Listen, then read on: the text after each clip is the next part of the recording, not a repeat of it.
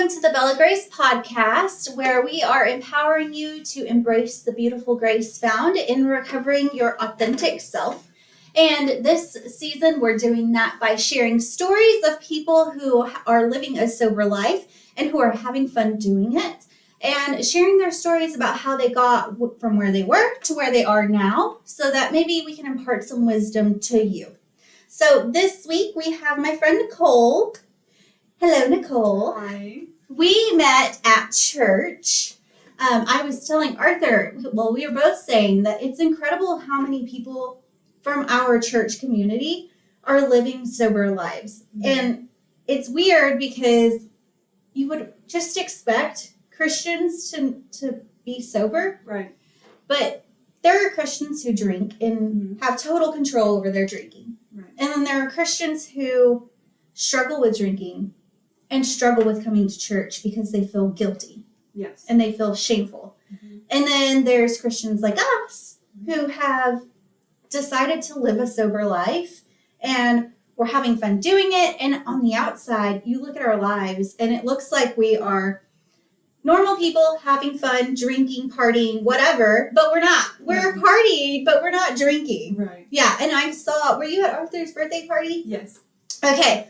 We were talking about his birthday party and how on the outside it looked like a normal, like, uptown Dallas party. Yeah. It looked like you guys were like at a club having fun.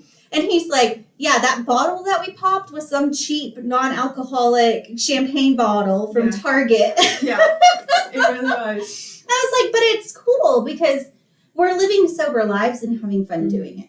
So anyway, okay, so you just got back from a really fun trip. Yes, I came back from California. We started from North California and then drove all the way down through Big Sur, all the way to Laguna Beach. Oh, yes. Love Laguna. I know. It was so beautiful. And it's actually funny because, I was posting all the drinks that I was having and, people were like, oh, those look really delicious. And in my head, I was thinking, like, if only you knew they're non-alcoholic. And you can have fun without alcohol. Even your drinks can look fun. Even your drinks can be, spontaneous and all these beautiful colors. Yeah. And you're still enjoying it. You're still having fun. So I really like that. Yeah, I love being able to have like a fancy drink in my hand on vacation. It just makes you feel good. Yes. Makes you feel included if the people around you are drinking. Yes. But also, like, you're not missing out because you are having just as much fun with your cool little mocktail or whatever. Mm-hmm. Yeah. Yeah. All right, so let's see. How about we start with you telling us your story.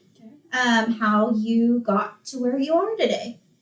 All right. Yeah. So it's pretty much started when I was a child growing up.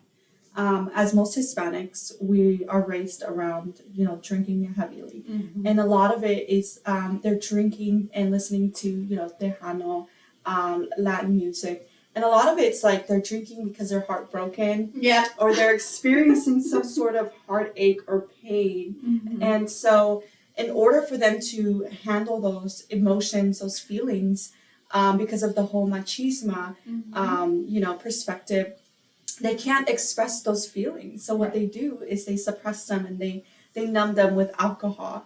And so I was raised around a lot of alcoholics. My family comes from generations of alcoholics that actually, a cousin of mine recently, he was very young, in his early mid-30s, he passed away from psoriasis. Mm-hmm. And he was so young, so full of life, but he never lived a day of his life without drinking. I don't think he was ever even sober. I think he was always just drunk. Mm-hmm. And it's sad to see that he left a beautiful family of 3 kids, who one of the kids has their own kid behind, because he had so much life in him still left, and that was taken from him because of alcohol. Mm-hmm. Because the emotions and the feelings that he had in his life, throughout his life, he couldn't process them. Instead, he had to numb them with alcohol. So, growing up, I was pretty much around a lot of alcoholics, and my parents, when I was maybe 4. I was very young. They split up, and I look at it like almost at the splitting of the veil when Jesus Christ is resurrected from the tomb, because I don't know if you recall that in the scripture, but it mentions about when there's that huge earthquake, it causes a lot of people in their graves to rise up, and it also causes the veil, which in the scripture it explains how thick that veil was, and in order for it to be torn in half, it would literally be a miracle. And in that moment it split, and so that's how I imagine when my mom and my dad split, that it caused the world to shake, at least my world and my whole family's world to shake, and it opened the door for sin. And a lot of it was for that sin of alcoholism to be invited into their generation, which was me and my siblings. And shortly after my parents split, lots of things were invited in my home. The enemy was pretty much took over my home. I looked at it more of like my home suddenly turned into darkness, and a lot of things were invited in, alcohol at a very young age, drugs, lots of abuse, lots of violence, and in that space, my dad, he had left, and when that happened, my mom became a single mother of 8 kids. So there was 8 of us. Yeah. I had 4 brothers and 3 sisters, and when my mom became that single mom, she pretty much had to work all the time and was hardly ever home. So all the parental supervision was out the window. Yeah. There were no parental guidelines whatsoever. No, it was just like, okay, I love my family. I love my childhood. There was a lot of great things about my childhood that it taught me. Don't want to dismiss any of the good parts, but I look at growing up my childhood home as more of like, I kind of compare it to how hell would look. Yeah. Because no one's like running anything in hell. Yeah. Everyone's just, Yeah. Running around, running amok. Exactly. And there's no rules. Yeah. It's just like chaos, like what do we do to like cause more violence? What do we do to cause more chaos? I'm just picturing like the little minions like running all over, just like starting little fires everywhere. Yeah. And, and they're all having fun. They're like, what else can we get ourselves into? Yeah. So that's how I imagined it. And a lot of curiosity, a lot of like, hey, what can we do? And there was no guidance, no parentals there. So because of that, my siblings also had feelings, and they were also not paying attention to them or being guided into how to navigate those. So they got into things like drinking at an early age, testing out different substances, and eventually found themselves in gangs. And with that came a lot of violence, a lot of things being invited into the home that me as a 5-6-year-old shouldn't have experienced, but it is what it is. And in that moment, I was exposed to a lot of things that I should have at such a young age, like sexual abuse, a lot of not only sexual abuse, but like physical abuse, emotional abuse, on top of because of all of this, because there was no guidance, because there was no like parents like watching us, and on top of that, I also had to deal with like a parent who was also heartbroken, but did her way of numbing was to work. Yeah. Was to just distract her brain from the pain she was enduring, because it was essentially a heartbreak, and she still had to provide for her kids. She couldn't just say, hey, I'm just gonna like focus on my feelings right now. Yeah. My mom wasn't rich, or I didn't have money enough to be heartbroken. Yeah. You just gotta pull your bootstraps up and go. Yeah. Yeah. And so that's what she had to do. So yeah, when I was in this environment, I remember that I like as a child, I told myself like, man, I can't wait till I grow up. I can't wait till I become an adult so that I can move out, so I can finally like put matters in my own hands and get out of this space I was in, because in that time it felt like just darkness, and it didn't feel safe. It felt very much like I was always walking on eggshells, and what like things were always out to get me. So when I finally became an adult and turned 18, it was time for me to go off to college. I remember growing up, my mom always said like, "Hey, like, make good grades, do good in school, don't get into trouble, and if you do all of this, when you get out of high school, you graduate, you can get go to a good college, and they'll fund it and all that stuff. So keep doing good in school, and eventually like you're gonna be able to do whatever you set your mind to." So I pretty much believed it, and I mean I still do, but that belief led me to get into like a college, go off to college, and be able to provide in that way for myself, because of all the hard work I put in throughout my school year or school years. And so when I turned 18,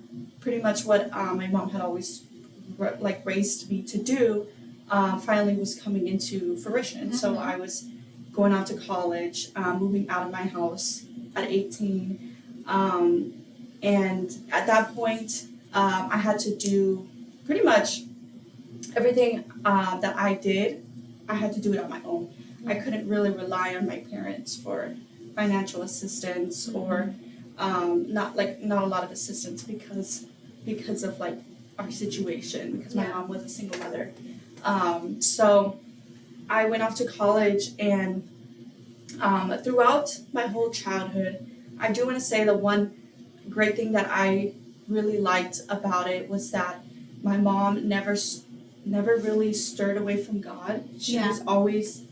God was always there in the middle. She always took us to church on Sundays. She always had us involved in scripture and in church. So I really liked that. It was never we never skipped church on Sundays. It was almost like it felt uncomfortable if we did it. So when I moved out at 18, I pretty much was given that like decision. Hey, if you want to go to a church, you have to find your church. You have to put that foot forward to do that. Yeah, you have to make it a priority on your own. Right. Yeah. Right. So at this time, I felt like, because I was always in this mindset of, hey, we're gonna do good in school, we're gonna do good all the time. I wasn't really exposed to a lot of stuff. I had started drinking at a very young age. I think I was like 13, 14. But I only had access to like beer. Yeah. And I wasn't a big fan of beer. Yeah. It was gross to me. Yeah. So I got easily turned off on alcohol. But I was invited to try other substances. So those were the things that I did get more hooked on. But when I moved out and went off to college, I was exposed to frats, and I was exposed to sorority homes and things like that. So I actually had a group of friends we all lived in a home, and when I went off to college, and they were all in a sorority, and they exposed me to a lot of like liquor. And once I got exposed to that, it was game over. Yep. It was like, how much do I have to drink to reach that point where I no longer remember what I'm doing? And at that moment, I was blacking out. Yeah. But I wanted to experience that often, and not really realizing why. And I think a lot of the times that, like, now that I'm more self-aware and more emotionally intelligent, I think that when I left my home, I was in such a flight or fight mode. My nervous system was constantly like on alert there. That when I finally moved out and when was finally in a safe space where off in college, your body when it's constantly going through like traumatic experiences, like and it's like its nervous system is in the flight or fight mode, and it finally feels safe enough so that it can turn that off and actually relax. You'll find yourself being more tired. You'll find yourself wanting to rest more because your body pretty much used up so much energy trying to protect its nervous system. And when you're finally at that safe space, you find yourself tired. Some people go into depression. Because the adrenaline wears off and you're just like, ugh. Yes. Yeah. It's like if you almost get in a car accident and your adrenaline goes up and then afterwards you're just like, oh my God, I need a nap now. Yeah. Like when you finally calm down. But imagine that on a scale of constant from age 5 until 18. Yeah. Like just constant high adrenaline fight or flight mode. Yeah. Constant in crisis, like constantly being in crisis mode. Yeah. That was your childhood. Yeah. Yeah. It was. And I think that when I finally got out of that and went to a safe space where I knew that I was in control and I knew it was a safe space, my body was like, okay, we're relaxed now, but now everything's coming up. Like now it's time for our brain to process it. And that's where it's scary because some people can get into depression, but those thoughts that are arising, a lot of times people will numb those thoughts. They don't want to think those thoughts because they're like, oh, we're happy now. Yeah. We should be happy. We should not be sad. These thoughts should not be coming up. We got out of that. We don't want to go back there. We don't want to think about it. Like yeah, and it's interesting how the brain works because when you go through a traumatic experiences, your brain stops there.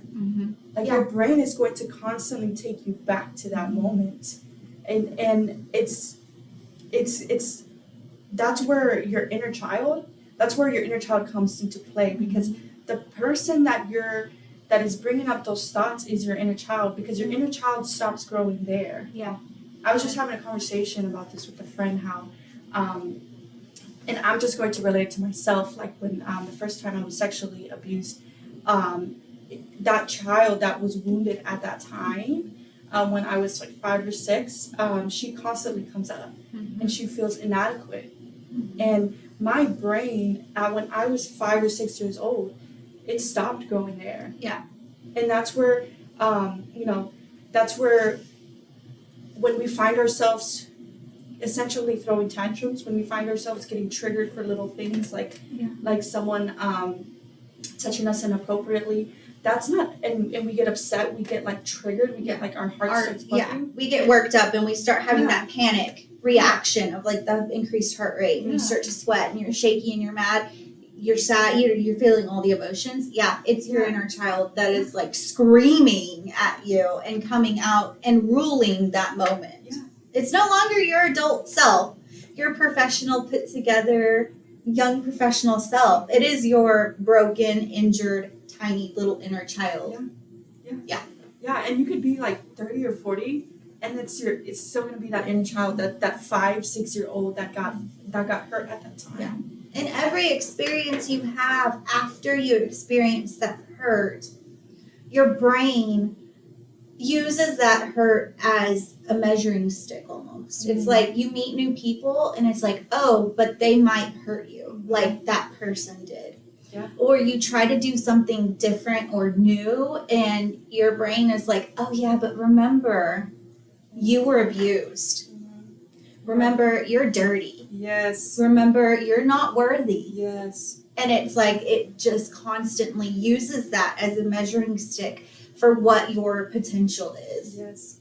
Yeah. And it's crap. It is. And I've had to do a lot of brain plasticity trainings for myself to get my mind off of that, because one of the things that as going, like my inner child being hurt at that time, she doesn't feel like she has a lot of body dysmorphia. She doesn't feel safe in her body. She doesn't feel like she can show her skin. She doesn't feel like her body is worthy enough. So I actually do this thing where I have a picture of a 5-6-year-old me in front of my mirror in my restroom, and I do positive affirmations of my body, and I will tell her like, you know, you're beautifully made. You know, God created you so beautifully. God loves you. Things like that. I have a whole list that I look at myself in the mirror and have to tell myself, because if not, those thoughts will consume me, and I will start to believe those thoughts. Me as an adult, I will start to believe those thoughts. Those things that my inner child has you know done for so long just to protect herself. Yes, and that's the thing is like, we beat ourselves up for reacting a certain way or having a reaction to stuff a certain way. But the truth is, it is that inner child inside of us that is wounded and trying to protect us. Because from 5 or whenever it was that you were first abused until you were 18, that inner child was your protector. Yeah. She was the one that was standing up and defending you. She was the one that was saying, don't do that because it might end up in a bad situation. Don't trust that person because they look sketchy. Don't do this. Don't do that. But also, like, so what I was saying is, like, we can't judge our inner child. We can help heal our inner child, but we shouldn't judge our inner child harshly because they were our only defender for so long. So anyway, I digress. Continue. And it's true. And just to add on to that, you cannot heal from shame. No. That's something that is mentioned a lot in scripture, that God tells us, like, don't shame each other. Instead love each other. Because you cannot heal with shame. You can only heal with love. And that's a very good point that you said that, like, to not shame your inner child. And that's kind of like the whole machismo thing too. When they start to talk about, like, their feelings, a lot of Hispanic men or Latino men, when they start to try to heal those feelings, those past traumas that they have, a lot of the times, like, you know, other people or other males will tell them, like, oh, you know, they'll shame them for it. We don't talk about our feelings. What are you? Exactly. And that shaming is what holds us back from healing. And instead, we should be pouring love into them and being supportive, because that's what pushes them to that next level. To reach, to ultimately reach that whole healing process.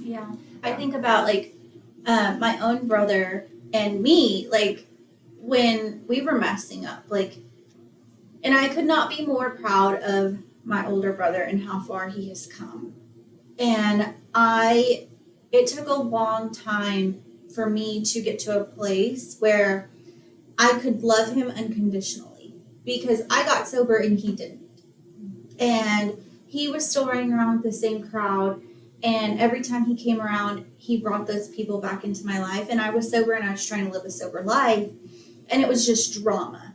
And I was like, look, I can't love you in my house, because it was just, I was shaming him for being what I used to be.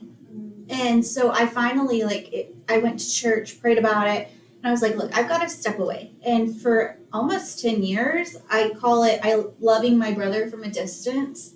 And I did. Like, I prayed for him. I loved him. I rarely saw him, but when I did, I was able to show him nothing but love. But I made sure that I, like, kept our visits very short. It was like an hour here, 10 minutes there, because I was learning, like what you said, to love people and to help them heal by loving them. And now my brother is sober and thriving, and his life doesn't look like anybody else's life. He has a very unconventional life, but he is the happiest he's ever been. And I see him laugh, and I see him smile, and I see him finally in a good place mentally. And I'm like, thank you, God, for showing me how to help someone with love rather than shame. Yeah, and I love that you just set that boundary and you put yourself first, but also put him there next to you, because you're right. Like, and I think a lot of the times I have siblings, 7 of them, that, they haven't healed, or they're still getting challenged with the alcoholism and other things, and I get it. I totally get it, and I see their pain. And they may seem happy from the outside, but I see them struggling internally, and I think, how can I be there for them? Like, what did I need in that moment, when I was struggling through those things, you know? And I love how you still prayed for him, you still poured love into him, but you also kept your distance. You protected yourself in that way with those boundaries. And I just admire you for that, because I'm kind of in that space right now with some of my siblings, and I love my family. Our relationship and our bond is so tight, but I've also had to, break that bond a little, because it's not necessarily that I can't be around them. It's just that I know that my limit. Yeah. I know that if I go and go like clubbing with them at night, that I know that I wouldn't be able to, not necessarily hold me back, but like, I know that's not a space that I'm comfortable in anymore. Yeah. And there's no reason to tempt yourself or to even be uncomfortable. Yeah. There's no reason to be uncomfortable. Like, you've spent time and energy building this life that you have. And it's not that your siblings don't care enough about you to not drag you. Yeah. And I used air quotes for anybody that's not watching, not drag you, because they're not really dragging you. But, like, some people might say, well, if they really loved you, then they wouldn't ask you to go to the club. Right. Or they would just stay and hang out with you at the house. And that's not the case. It's just, you can make that choice. And there's no reason to be uncomfortable. You don't have to be. You can set boundaries, and no is a full answer. Like, you can just say, no, like, I don't want to go. We'll hang out until it's time for y'all to go, and then that's it. Yeah. And I'll go into like the boundaries later, because I think that that's a very good, being so fresh and so new in living a sober life. It's something you have to kind of work on a lot. And I don't think it's more of like, you have to set boundaries with other people, but I think it's more of like boundaries with yourself. How long have you been sober? I'm going on 8 months now. Oh, yay! Yeah. Congratulations. Yeah. Thank you. Yeah. Thank you. It feels like it's been forever. It's weird because I don't crave it. Yeah. And I don't miss it. But it does feel like it's been more than 8 months. Yeah. It always does. And I think it's because when I compare it to how often like I used to drink, and then now, like, it's a weird thing. Yeah. But I've gotten used to it now. Luckily I have a lot of friends who are also sober. Some of my closest friends, like Arthur, he's sober, and I admire him a lot because he's been sober for years. Yeah. How long was it? Like 7 years, I think, since 2017, I think is what he said. Yeah, it's been a while. Amazing. It's amazing. When he told me, I was like, what?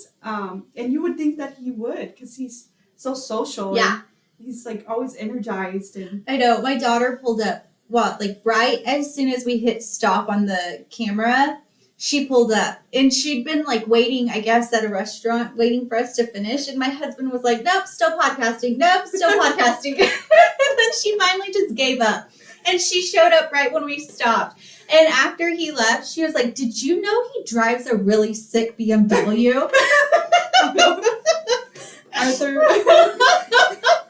I was like, yes, I didn't know, but I'm not surprised, because I just know him, and he has a very flashy lifestyle. And on the outside, you'd think that he drank. Like, you would seriously think he's living that young professional, like, uptown life. Yeah, but. I know. It's funny. We were somewhere recently, and they asked, are you 17? And he's like, he loves being called 17. It's like our skin glows when we don't drink. I don't like that. It really does. It has so many benefits. I'll go into it later, but to finish up, like, what I was speaking about when I finally moved out and felt like I was in a safe space. Oh yes, we've got to go all the way back. all those thoughts were coming up. All those things were coming to surface, but instead of dealing with them and processing them, because there was a lot of things. Like there was like my dad leaving, there was the abuse, there was my mother not being, she was there but not emotionally there. There was, all of the violence in the home, from the gang affiliations to lots of crime being done, all this stuff happening in the home where it was just very unsafe and chaotic. So all of that was coming to surface now. My brain was like, it's time to process. But I was not in a space to process it. I was very immature. It was my child. It was my inner child coming out and saying, this is not safe. So we drank and we partied and we did a lot of things that we shouldn't have. We tried to seek, approval from other people in different ways that were not loving, that were not respectful to ourselves, and ended up hurting ourselves even more, and doing things that we shouldn't have been doing. There was a point where I had didn't realize that with all this drinking, I became because going back to where, with the generational cycles of alcoholism and being taught how to drink by my my family members, my older family members, like my uncles and my dad and friends and my parents.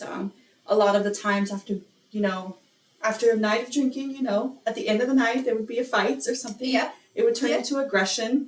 The sadness would eventually switch to aggression. Yes. So it was just a cycle. And I found that within myself. I found myself getting into fights with people that I loved, that I really shouldn't have been, and eventually found myself in jail because of this.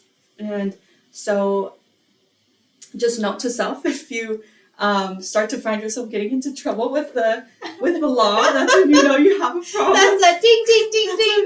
Hey, you should really... We should slow down. We should really stop this behavior. Yeah. That's like a come to Jesus moment. Yeah. I think when I was in there, I really had a come to Jesus moment where I was like, okay, all your hard work would have gone down the drain. Yeah. Could have. Yeah. Yeah, very easily could have. Yeah, and luckily the judge was nice enough, and I told him that. I was like, look, I'm a very young professional, have all these things going for me, and I really regret this. I really regret these decisions that I've made that have gotten me into where I'm at right now, talking to you. And and I had told him that, and I said, look, I don't want this to happen. And luckily he was a really nice guy, and just told me, okay, we're gonna just let you go. So wow. God was there. Let me just say that God was in that courtroom. Because it could have gone totally differently. Yeah. And everything would have really gone down the drain. So, and it was weird because they usually have like a pastor at the courthouse or something, and I had left, and I didn't have a phone because I was on the beach when this happened, so I was just in my bikini. Talk about putting ourselves in a situation we shouldn't have. I'm laughing because I went through something similar. Yeah, I got out of jail, and it was winter, and it had been hot the day that I went in because Texas heat, even in the winter, one day it's 80 degrees, the next day it's snowing. Yeah, I walked out with like a tank top on and had gained so much weight in that time that it was like a tube top. So totally relate. Anyway, go ahead. So I felt that, and I was out there, and when they tell you to like get out of jail, like literally like leave. Yeah. They're like kind of rude about it. They're just like, get out. Like you can leave now. And they give you whatever you bring in, but because I was on the beach and I just had my vase, it was just that. And so I'm out there, and I didn't have a phone to call, and I asked them, like, can I borrow a phone? They're like, no. Yeah, you crazy person. You used your minutes when you were calling them at inside, and I said, okay, well, I guess I'm just gonna wait here you know? Yeah. And I in that moment, I felt so alone. Like, wow, like, God, you really isolated. You really put me, like, and I know this is God allowing my sins to, like, He's allowing me to suffer from the sins that I put myself into and the situations that I put myself into. So I just said, okay, I deserve this. Let me just sit here, and I'm not even gonna cry about it. Let me just sit here and really think. So I'm sitting there, and this priest that's in the courtroom comes out, and I remember just being so thirsty, and he asks me, "Do you want some water?" He comes sits next to me. He's like, "You want some water?" And he gives me water, and we're just talking. He starts talking to me about God, and it is the most humbling thing ever. He asked me, "Do you know who God is? And you know how much He loves you, and He doesn't want to see you this way." And he's just telling me all these things, and I felt so ashamed,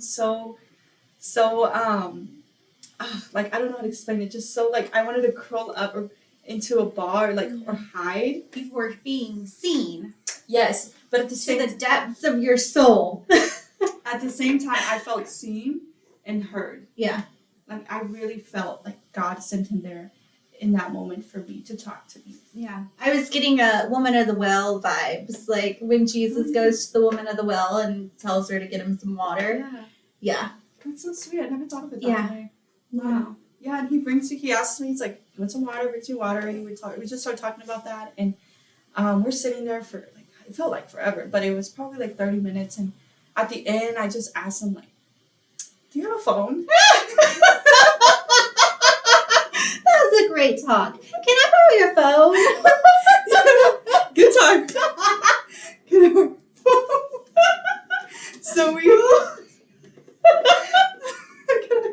So he lends me his phone, and I call. Someone they come pick me up. Well, like the only person I knew the number for was my mom.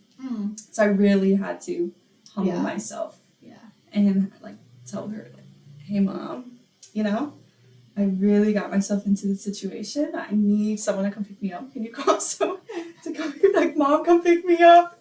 I'm scared." Oh, Lord. So yeah. And it's so funny because in school, you were such a good girl. Yeah.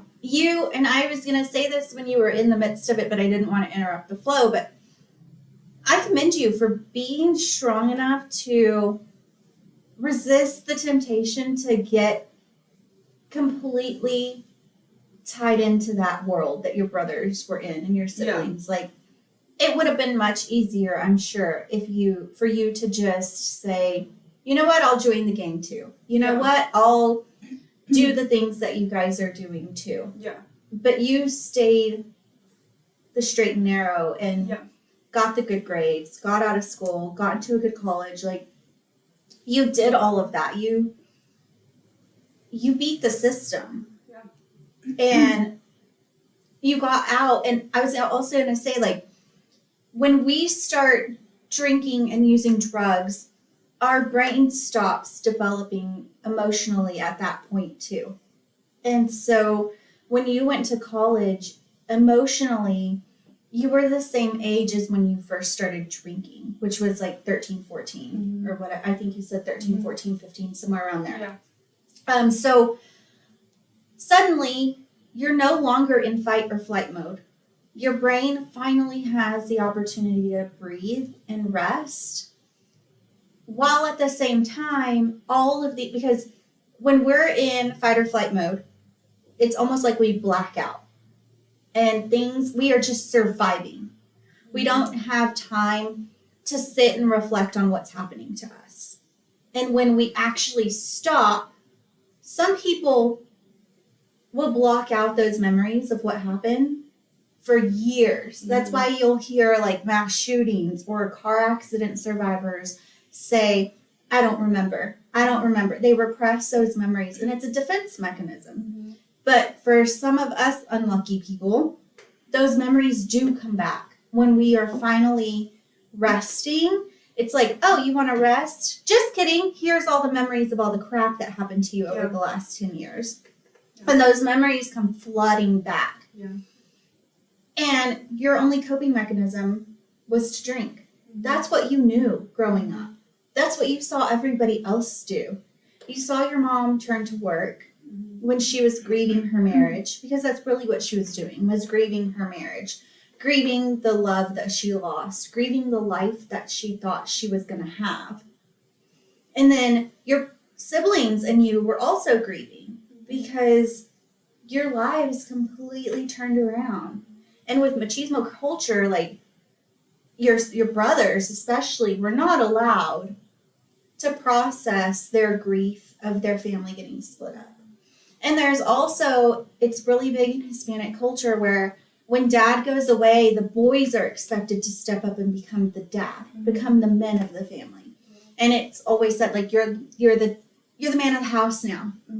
And to dump that on a kid's shoulders is huge. Like, that is a huge burden to hold, especially when mom is working 24/7 and they're boys themselves. Like, I don't know how old they were, but not old enough to be men, not old enough to raise themselves and 7 siblings, not enough to have to try to provide for what your mom couldn't, you know. And I'm sure that was part of their reasoning, maybe, like some messed up, you know, backwards reasoning. They thought, okay, well, we can join this gang and help provide.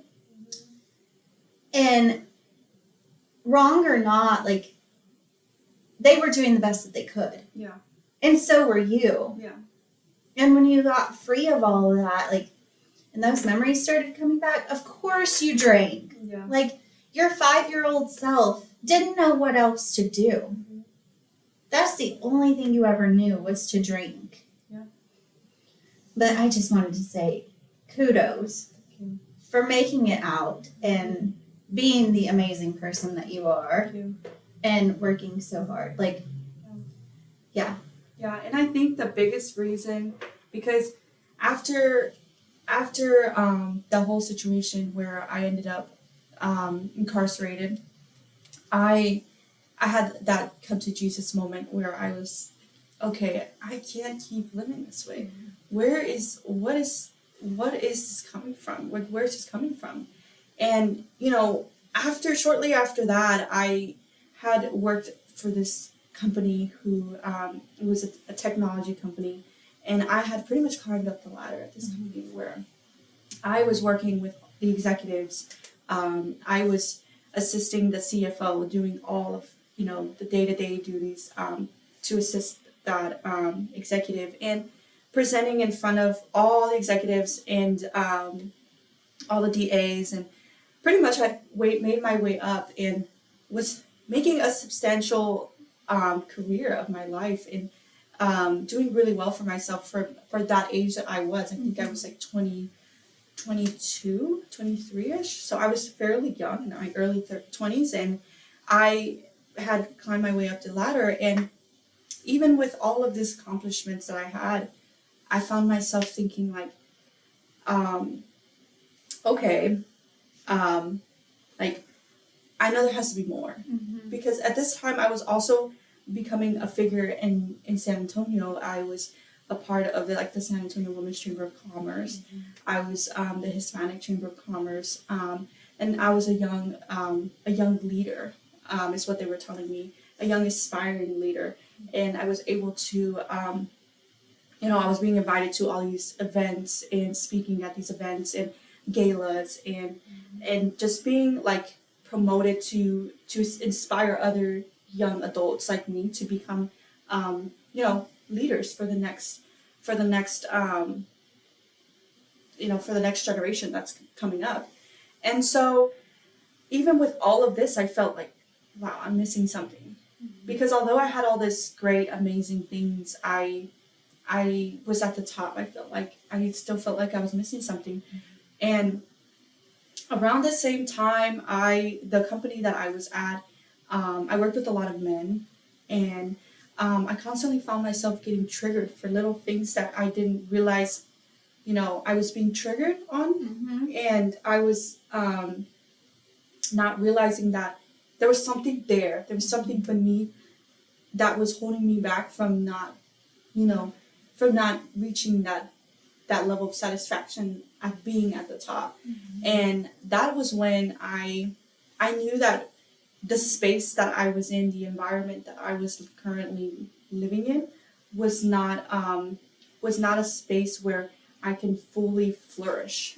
It was not it's like a plant, you know, when you put a plant, like when you put a cactus in a space where there's a lot of rain, like it's not going to flourish, it's not going to grow. It needs to be in the desert like environment. And that's how I felt like a plant out of its element, out of its environment. And that's why I couldn't fully grow into the human that God had put me on earth to be. And I feel like I couldn't accomplish my full potential, my full purpose, because I was not in that environment. So in that moment, I felt like I was being led by the Holy Spirit to move, and that's what got me to move to Dallas.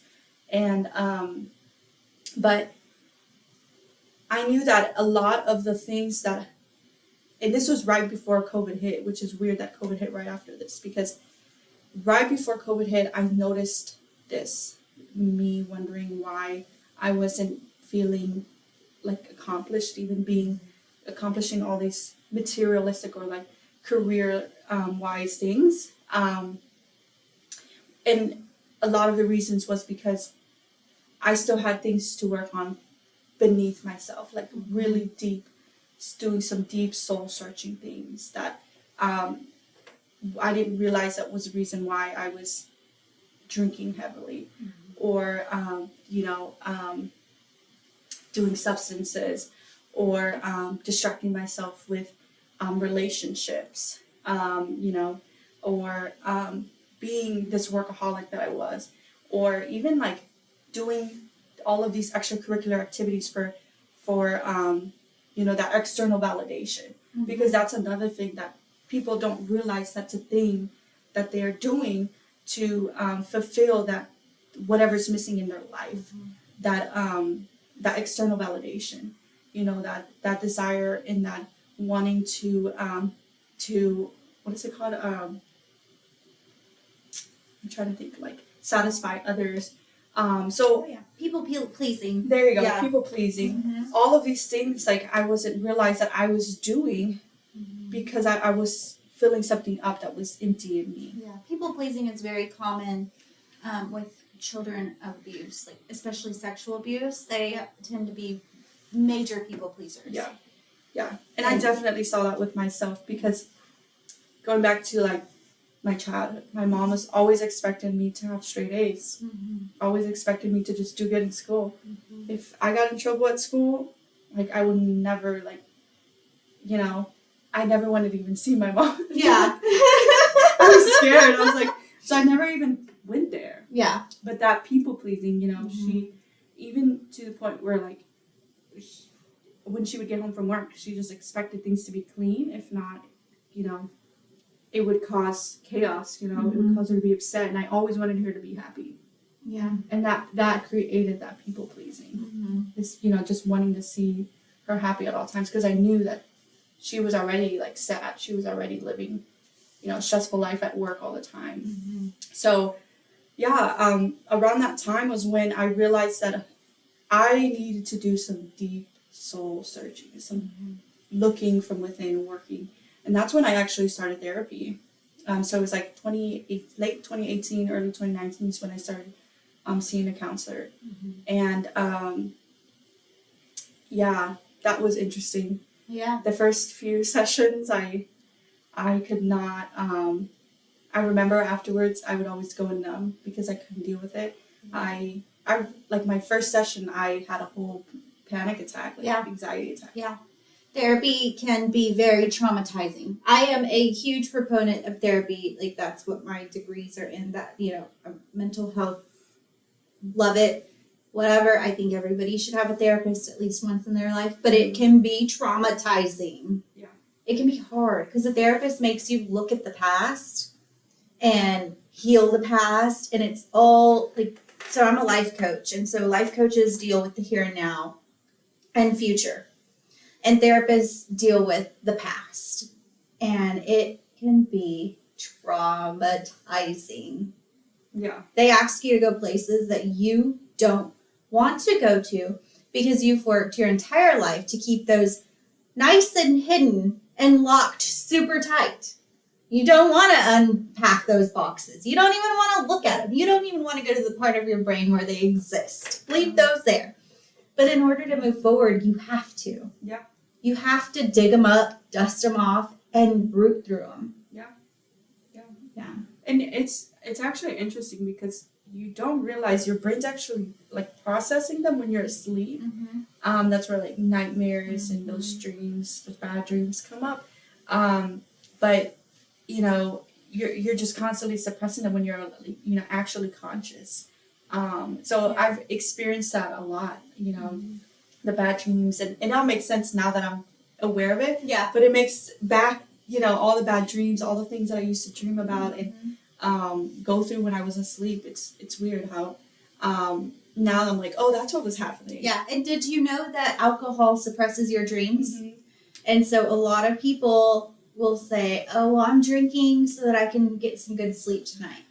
But your brain needs dreams to actually regenerate itself and to actually get good rest and to actually like regenerate and refresh you so that you wake up feeling refreshed and awake and alive and ready to go. So when you drink and you repress those dreams, you're actually giving yourself worse sleep. But we think it's better sleep because we're repressing the bad dreams, the nightmares, the whatever. Like, yeah, when I'm super stressed out, like I know because I have snake dreams. I'm terrified of snakes. Like I can't even see a snake on the TV because it makes me want to puke. I'm deathly afraid of snakes. And so like when I'm stressed out or physically hurting or just going through something, I know because I will have nightmares of being thrown in a pit of snakes or I'll have like whatever. And so I know if I'm like repressing something during the day because at night I have those snake dreams. Yeah. Yeah. Wow. Yeah. I didn't realize you were afraid of snakes. Very afraid of snakes. Like, it's bad. It's really bad. Like, I can't see them on TV. I can't, like, no. Like, it's really bad. Did you have a bad experience before? I've always been mildly afraid of snakes, but in 3rd grade, they brought that, like, giant yellow albino snake to school, and the teacher forced me to touch it, and I was, like, hiding, and I was 8 years old. And I'm like hiding in her like boob, basically, like trying to hide my face. And she grabbed my hand and made me touch the snake. And I threw up on her. She deserves it. She deserves it. But ever since then, like I am terrified. I crashed a golf cart when I worked at the golf course because there was a snake on the trail. And I like swerved. It was like at least 10 feet away from me. At least. Not the 10 feet. But I freaked out so bad, I like yanked the wheel on the golf cart, and I was a beer cart girl. So the golf cart had the entire back, like the extension for the beer. I landed in a hole that used to be a pond that was the exact same size as my golf cart. Wow. So there was like hardly any wiggle room to like get the golf cart out of the hole. I don't know. I freaked out. Next thing I know, I'm in a hole 6 feet down. And these golfers are like, "Are you okay down there? Are you okay?" That's hilarious. I had to like climb on top of the golf cart, and then they like pulled me up, hoisted me out of the hole, and somehow they got the golf cart out. Like, I don't even know how. I don't know. I, like, blacked out. I don't remember. All I could think was, I can't afford to pay for this golf cart because I was a single mom in college. I was like, there's no way I could pay for this golf cart. And I promised that snake was probably only, like, 3 feet long. But it was a tiny thing. But that's how afraid of snakes I am. Yeah. So, anyway.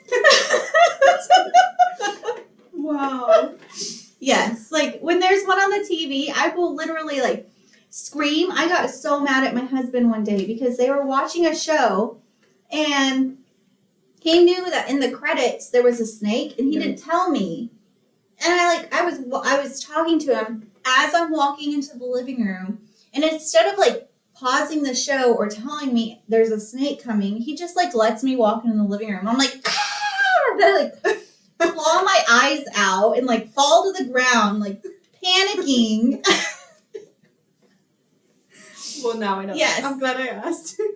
Yes, it is that bad. It is that bad. My daughter thinks it's hilarious. I'm like, it's not funny. Like, I have full on panic attacks. Like, I want to throw up. I have thrown up. Like, just from seeing a snake. Like, yeah, it's bad. I will avoid certain trails around here after the rain. Yeah. Because I know the snakes come out because it like floods because there's a bunch of creeks around here. Mm-hmm. And they're trying to like get away from the water. So they get on the trail and they'll die on the trail. And so they're upside down and they're dead. But I will avoid it because even seeing them upside down and dead, no. Wow. I didn't realize that they did that. Mm-hmm. Huh. That's so interesting. Gosh. Yeah. What was the last thing I was talking about? Yeah, we got way off track. Oh, bad dreams. Yes. Bad dreams, yeah. So I started doing therapy. The first few times were hard. They were rough. Yeah. I there was a session. It's actually funny, and now I think about it. My first counselor. She's, God bless her soul, because I remember one session I was just crying. Mm-hmm. And it was the ugly cry where you're like, you know, like. Yeah. And I was trying my hardest to talk. I just could not. I could not. But I think after a few months of just those sessions, I was finally able to open up. Yeah. It was hard. It was like my inner child was like suppressed for so long that she was finally like let the floodgates out. Yeah. And after a while, after she felt safe, she was, allowing herself to be exposed a little. Mm-hmm. But it was very uncomfortable.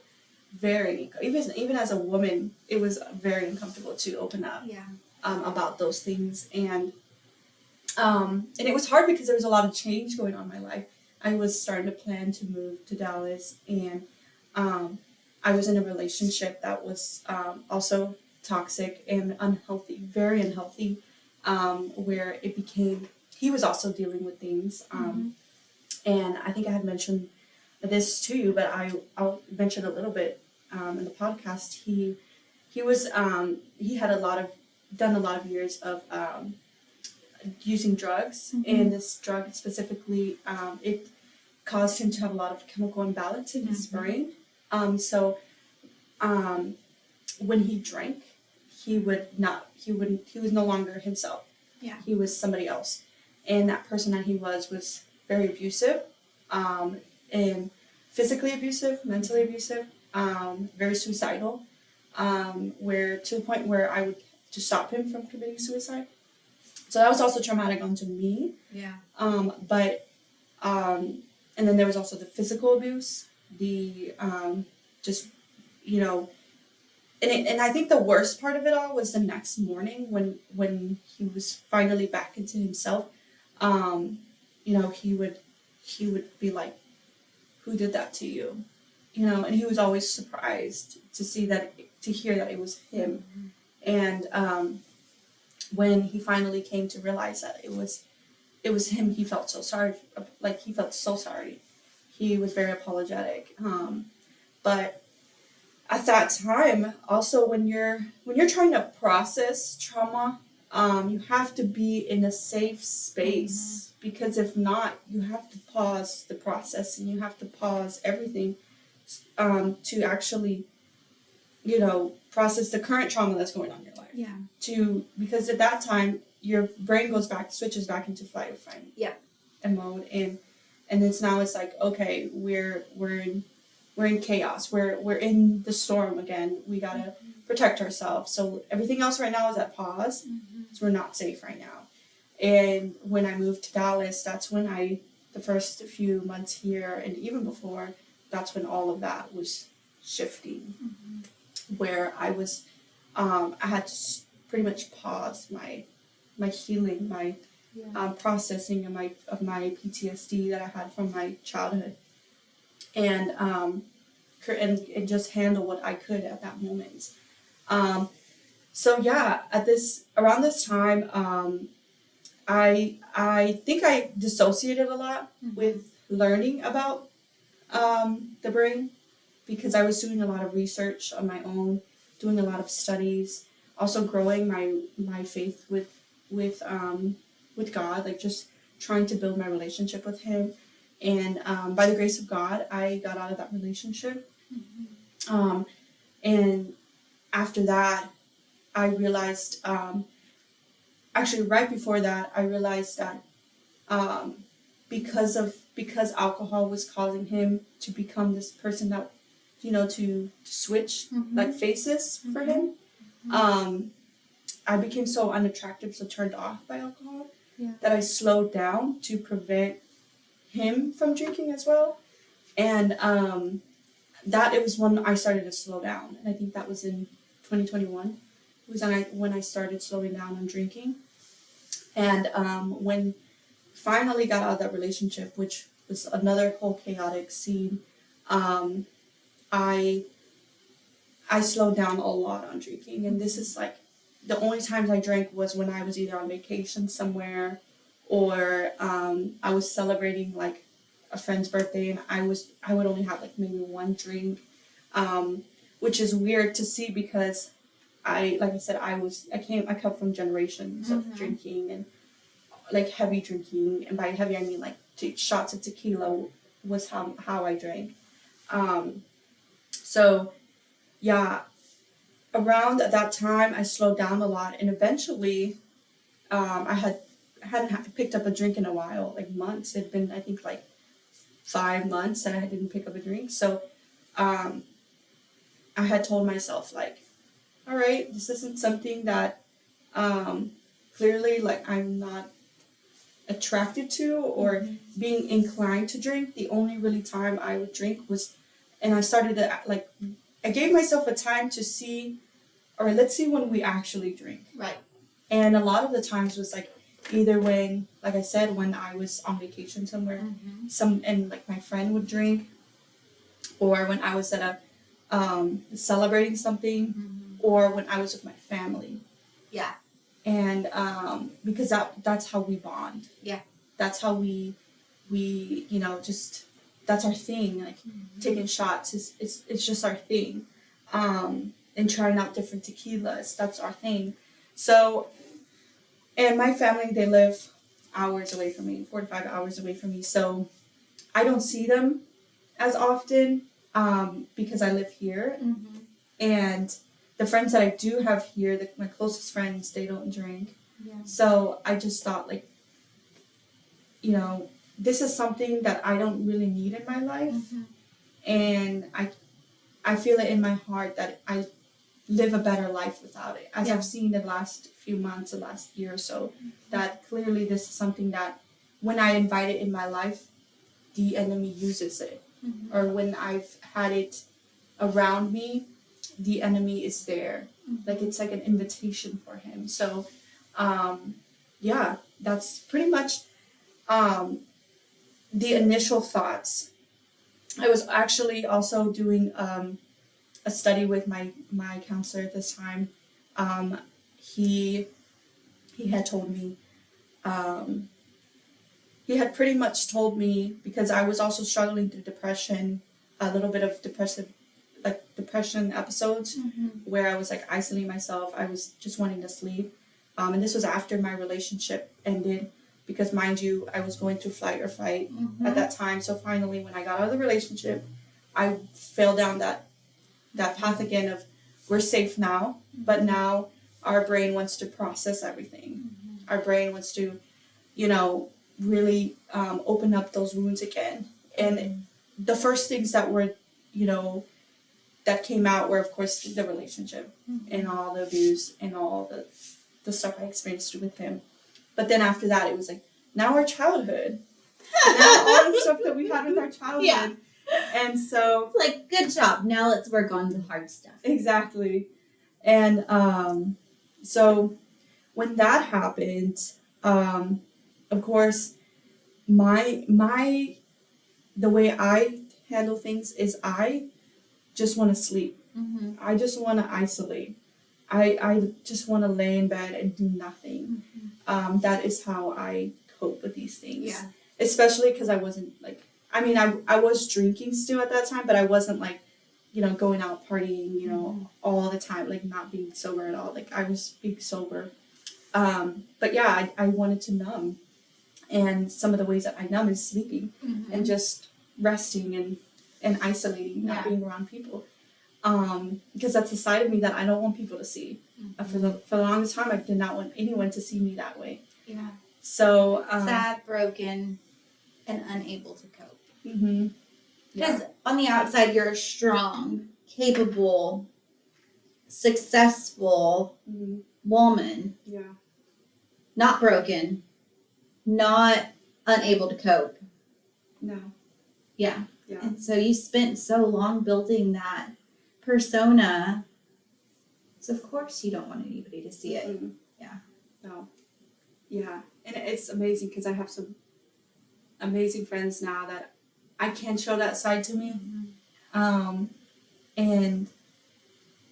they love me like both ways. Yeah. They love seeing the business successful Nicole, but they also love seeing the broken, the abused, the sad Nicole. So yeah, I really love that God's blessed me with those friends because they get to see both sides of me, the good and the bad. And it's not that it's bad, it's, I guess I want to say the ugly. Yeah. The ugly. Because it is, those parts are not, they're definitely what society perceives as ugly. Like no normal person would look at your life and be like, oh, your childhood was beautiful. There's beauty in it because now you are the person that you are. You have healed from it and you've learned so many lessons from it. But at first glance, it was ugly. Yeah. And I think almost everybody that I've had on this podcast can relate. And I know a lot of people who listen can relate to that ugliness and not wanting people to see it. But we do need those few friends. Like, you don't have to share that part of yourself with everybody you meet, but it is important to have a few friends that you can literally just sit on the couch with and not say anything, not have to be sad, like not have to be happy, not have to put on the mask, but just be who you are at that moment and they're okay with it. Yeah. I love that because I have a friend who she recently did tell me like, how can I, because I don't know if I mentioned to you, but recently I've been going through spiritual warfare where I've just been getting attacked like left and right. And I think a lot of it is just like, I feel like the enemy's like, I'm trying to bring you back to your coping mechanisms, to the way you coped in the past, like isolation, drinking, numbing, and I love it now because I'm like, I feel very strong. I'm kind of like at the end of it, but I'm praying that I am. We're speaking that into existence. We are. Yes, we're claiming it. But I had a friend who, and I told her like, I got to a point where I was really falling like into depression, and I said, and I was sleeping like for days, like 2 or 3 days. I didn't realize the days flew so fast because I was just sleeping, and wasn't even paying attention to my job. And I work a remote job, so I was just sleeping. And I had told my friend like, I'm not okay. Like, hey, I'm so depressed. Like I'm falling into that depression, and I'm not okay. And I had told her like, I can really use you. Like I could really use some help right now. And I don't even know how that looks like. And she had even asked me like, well, what do you need right now? And she's like, I can even come over and just sit next to you. We don't even have to talk. Yeah. And I thought that is so beautiful. Like now that I think back at it, I'm like, that is so beautiful because I would have cried. I would have just sat there and she surely came over and she brought over Chick-fil-A and she just sat there and we were just, I think we watched a sermon and we didn't even talk much. You need those friends. When my fiance died, my best friend was a girl named Chelsea, And granted, we weren't coping well, like at all. We were drinking a lot. We were being idiots. Like we were not coping well because she was grieving the loss of her grandmother who had raised her. She died to cancer, and she was really close to my fiance. We all lived in the same house. I had a hippie commune. I was in college, like, Yeah. and I was a single mom, so I had friends that would come over and hang out with my daughter so I could go to school, or they'd come hang out with my daughter so I could go to study. Like, we were all one big family. Yeah. Like, that's just how it was. But when my fiance died, after a few months, like, went by, I wasn't better. But all of my friends had to get on with their lives. And Chelsea, she stuck it out. We always say we're each other's person. We were huge Grey's Anatomy fans. Like that whole time, all we did was watch Grey's Anatomy. And we would spend hours in the bed with chocolate between us or a cheesecake still in the pan. I love that. And say absolutely nothing for hours except like eat and cry. Eat and cry. Oh, I love that. You do need those friends. You do. Like it's important to have people who can see you at your worst times and for you to know that they still love you. To know that their love is unconditional, like, and be able to be raw like that. Because when you grow up in a sick, and I don't mean like gross sick, I mean like ill sick environment, you feel like you are less than, you're unworthy. You feel like when people look at you, they think you're trash because you grew up with a sick family. Yeah. Like addiction makes your family sick. Like it's a disease. And when addiction runs in your family like that, like you have an ill family. Yeah. And it's hard to lay yourself bare to people when you've grown up in that environment because you constantly feel like you have to have your walls up. Because if they really know you, they're going to turn away from you. Yeah. Definitely. Yeah. Yeah. And I think that was my thing for the longest time. A lot of the reasons why I didn't open up was because, I didn't want people to see the real me. And a lot of times I see that with a lot of people. Even some of my friends, like there's a lot of surface level relationships because they don't want people to see their true self. They don't want people to see that quote unquote like ugly side. Yeah. And for me, I think it's beautiful. I think that's what makes people into who they are. Like people, and I thought about this a lot. You said something earlier, like when people see you, they don't see that side of you. And it's true because for me, people see me and they see my successes. They see, they see the Instagram Nicole. They see just the travel Nicole. They see the good looking, the successful one, the one that has a good job, the accountant Nicole, all this stuff. But they don't see the other side. And it's actually funny because I've had, when I like to tell people just to humble them. Like I wasn't raised in a good environment. I'll tell people sometimes, like, I come from a single mom of 8 of us. Yeah. We were raised in in a home that was smaller than my apartment that I have right now. Like, we were poor. Like, I was raised really poor and in a very unsafe environment. Like, it was not pretty. And they get so shocked to hear it. They're like, "What? You? Like, you look like you come from like a successful family, from money." And I'm like, no, honey, no. What you see here is I made this. I've created this. This was a lot of work. It was by the grace of God.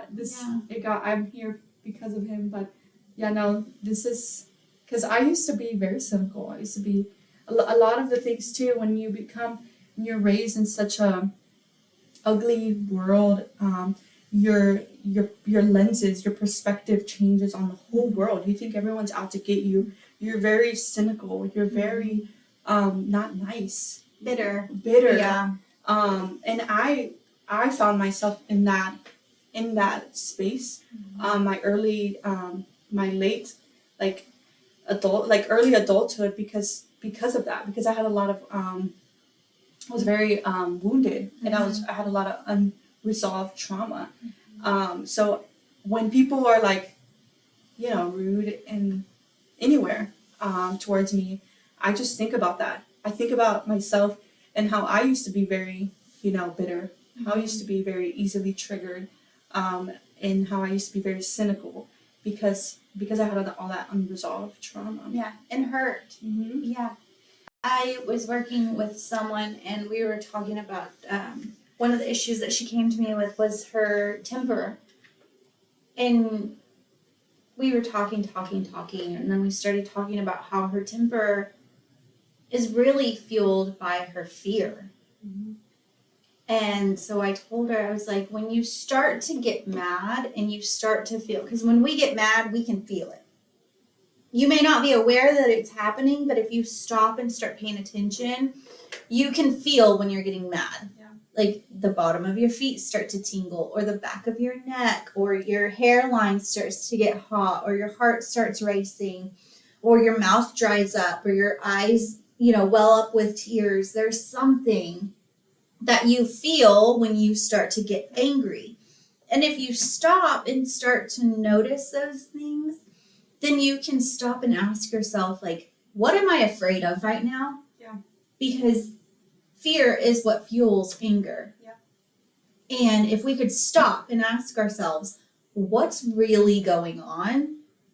Then we could uncover that hurt in the past, that traumatic event that was something that led us to be afraid of what is happening to us right now as an adult, and take control back from our inner child, like you were saying, because that is the one that is throwing the temper tantrum right now, because they are afraid of something that's happening right now because of something that happened in the past. Yeah. And if we could just stop and ask ourselves, like, what am I afraid of right now? What is going on? Maybe we could start to uncover those things. But also, like, when you do, like you were saying, interact with someone that's pissed off and being just bitter at the whole world, what are they afraid of? Yeah. If you can, like, see them from that lens of love, of like, oh, this is just a scared, sad, fearful little kid manifesting itself in this grown adult that's about to scream at me, and have some empathy for them. Like, can you imagine how different our world would be if people viewed anger from that lens of like, oh, let me empathize with you, because you're just sad, a sad, scared little kid, like, lashing out at me right now. Yeah. Our world would be such a different place. Yeah, exactly. And I think, oh my gosh, you brought up something that I really wanted to talk about. I think about my parents a lot, because I was so mad for a long time at my parents. Yeah. At my dad and my mom for like splitting up, for not just sticking it through. I was mad at them for, just allowing all this stuff, and I blamed them for a long time. I blamed them for, my abuse, my sexual abuse. I blamed them for, the alcoholism, all that stuff, like, all the violence and stuff in my family and my childhood. And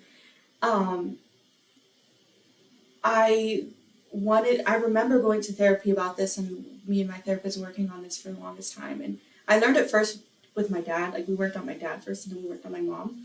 But with my dad, that's when I first learned it. And she pretty much told me, like, hey, your dad could only love you, like, your parents can only love you in the way that they were loved. And there's a 5-year-old or like a 6-year-old or whatever year old, like a child that lives in them that is also wounded from their parents. Yeah. And the way that they were loved at that time as a kid is the only way that they can love you. And I try to tell my siblings this all the time, because I have they're like, oh, I don't know why, mom doesn't support me in this way, or mom or dad doesn't love me like this. And I'm like, it's because they don't know it. They were never taught how to. And actually, there's a there's a wounded inner child that lives inside of them too. Just like you're talking to me and telling me this, that's not you, adult you, telling me this. That's your child that lives in you telling me this. Yeah. How do your siblings take that? Do they like eyes glaze over? Are they like, Yeah. you're stupid, like whatever, that's crap? They're throwing a tantrum at that time, and I'm aware of it. And I try to just love them at that time, but I do try and like slide some like wisdom in that. And that's when I say that, but they doesn't hit them. Sometimes when they're talking to me, like, and I know it's the adult then talking to me, they're not throwing a tantrum. I will tell them like again, but for the most part it goes over them. Yeah. They're like, I don't want to hear that right now. Yeah. I'm like, I get it. You know, you just want to hear I love you, things like that. But they want to be pacified because again, it's the inner child that's yeah, exactly. Yeah. Exactly. But